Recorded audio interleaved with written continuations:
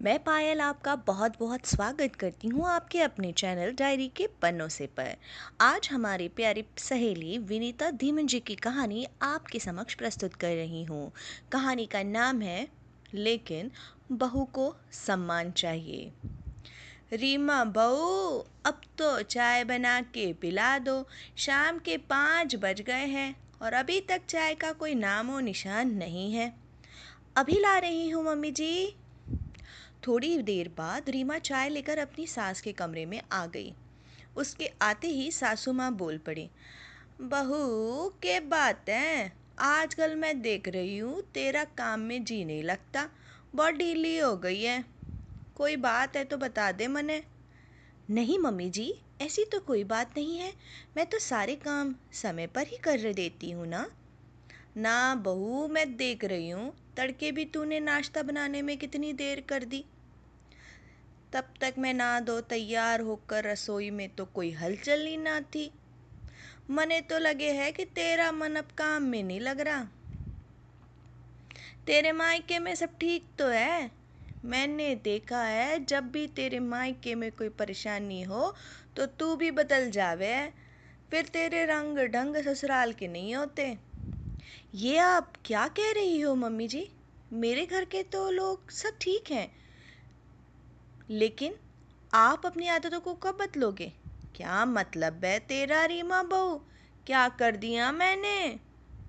Mummy जी 2 दिन पहले पड़ोस में क्या कह रहे थे कि मैं कोई काम नहीं करती, आपको सारे काम करने पड़ते हैं। बच्चों को आपके पास छोड़कर ये तो टेलीविज़न के कसौटी नाटक देखती रहती है, ऐसा ही कहा था ना? नहीं नहीं, मैंने तो किसी को भी नहीं कहा ये सब।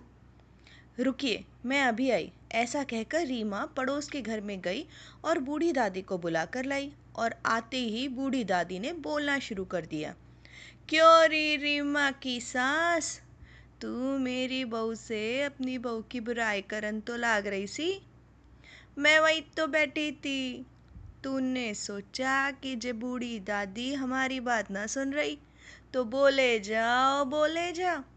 लेकिन एक बात सुन, तुम जैसी औरतें जो दूसरे के घर जाकर अपनी बहुओं की बुराई करो हो, तो जब तुम्हारी बहू को पता चल जाए कि हमारी सास हमारी बुराई कर रही तो तुम्हारी इज्जत क्यों करेगी? माना कि बहू दूसरे घर से आई है, वो तो सदा से ही पराई है, लेकिन बहू को भी सम्मान चाहिए। यदि तुम ऐसे ही उसकी और उसके परिवार वालों की बुराई करते रहोगे तो ये भूल जाओ, बहू तुम्हारे लिए गरम गरम खाना परोसेगी जो तुम्हारी इज्जत करेगी।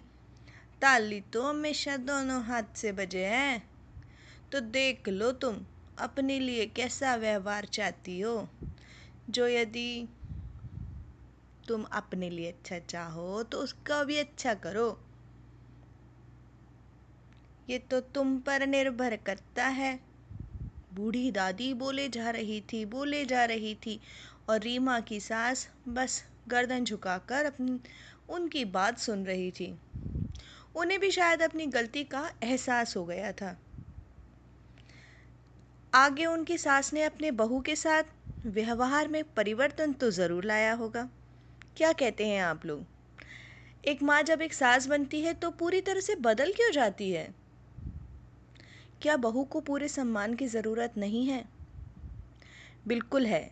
एक बहू उस घर परिवार की सदस्य है, फिर उसे सम्मान प्यार क्यों नहीं मिलता? मिलना चाहिए, है ना? चलिए, तो आपको ये कहानी कैसी लगी कमेंट बॉक्स में लिखकर ज़रूर बताइएगा। फिर मिलती हूँ एक नई कहानी के साथ।